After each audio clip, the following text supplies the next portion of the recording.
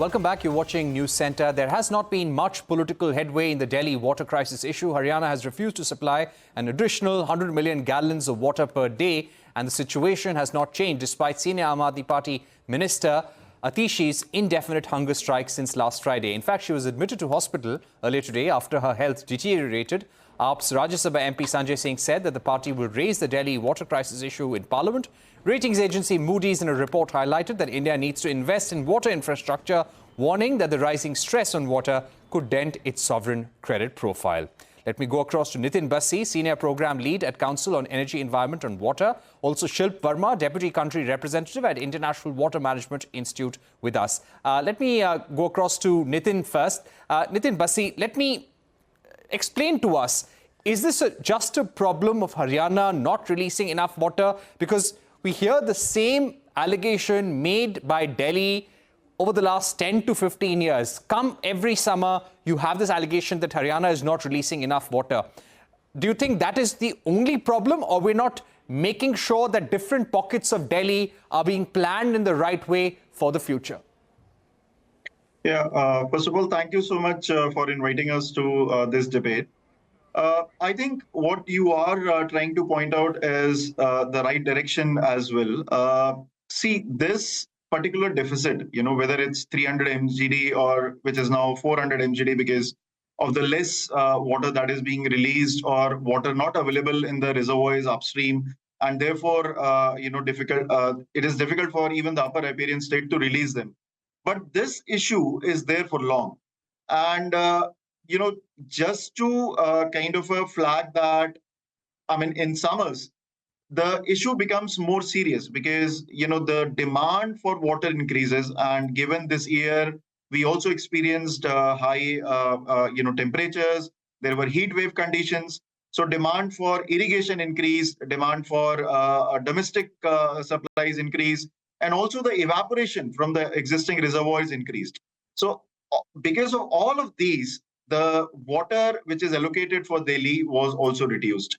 And, if we just keep on, discussing that, when the upper riparian state will release the water which Delhi will utilize, I think this is still not going to address the deficit that we have.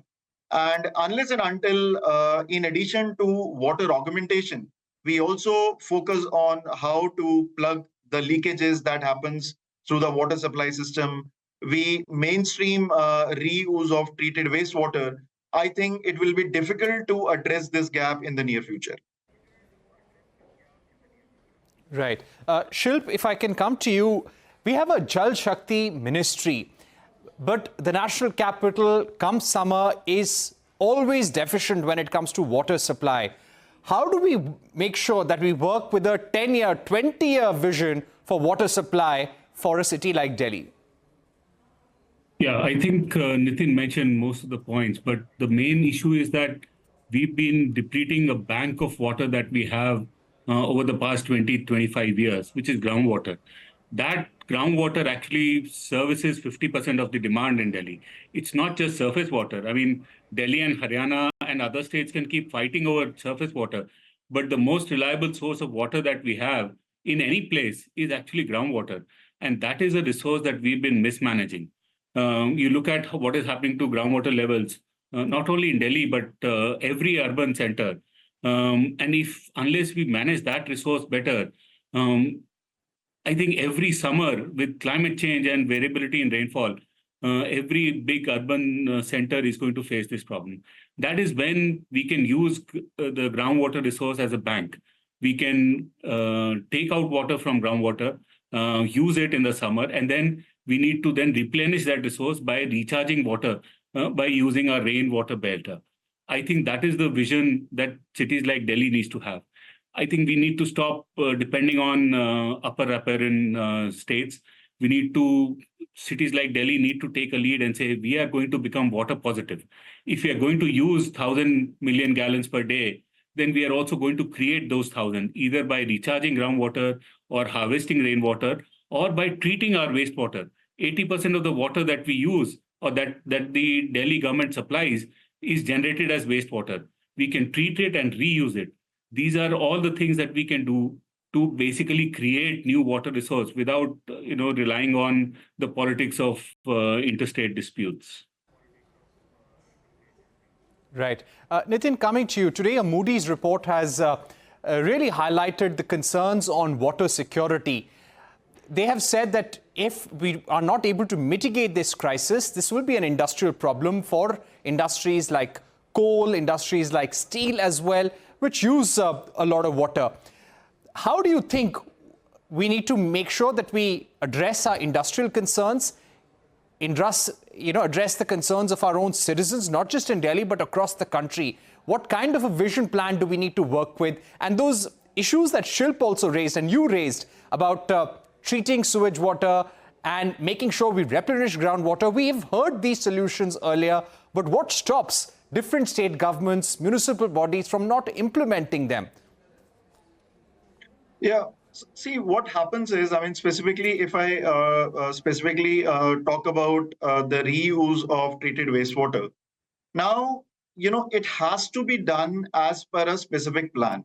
And unfortunately, most of our urban local bodies, be in Delhi or in any other cities, they do not have a specific plan, which they can utilize, which can tell them how much the water deficit will be there in the future, where the demand will be coming from, whether it will be for the domestic purposes, whether it will be for the industrial purposes, or agriculture that happens in the vicinity of some of the cities, including Delhi. If we have such plan, we will be, kind of a well prepared, at least in terms of knowing how much quantity of water that we will be additionally needing in meeting our demands in the future. Now, this plan won't only prepare such kind of a water balance. It will go a step ahead, highlighting or identifying where those water sources or the water will be available from. And then it will also tell us that how much of treated wastewater can be utilized. Then it will talk about the business model that can be adopted, how much of sewage treatment plant need to be strengthened, the water which comes out of that, which are those avenues. Of course, in India, what we are promoting is using this treated wastewater for non-potable purposes. So which are those purposes? Whether it can only be the irrigation that happens in the suburban areas, whether it will be for the road cleaning, whether it will be only for the parks and gardens, whether it will be for the construction purpose. All this will depend on the plan that you prepare. And this is not a one-time activity. This activity has to continue. So a plan which I prepare now, Shilp mentioned that, the climate change is going to impact how the water resources are available at the moment. So going further, going into the future, we again have to revisit these plans, look at how the climate is impacting the water resource availability, how the growth in the cities, in the urban areas is impacting the water availability. And thereby we have to take decision of revisiting these plans. And then a solid action can be taken. Otherwise, it will be just a random exercise of, augmenting the supply or maybe setting up a sewage treatment plant. You're right, because it always gets caught up in politics. I've unfortunately run out of time, but I'd like to thank Shilp and Nitin Bassi for joining us on the program. It indeed is a dire situation and will only worsen if we don't invest in a long-term vision. Thank you once again for joining us. That's all we have time for on News Center. Thanks for watching.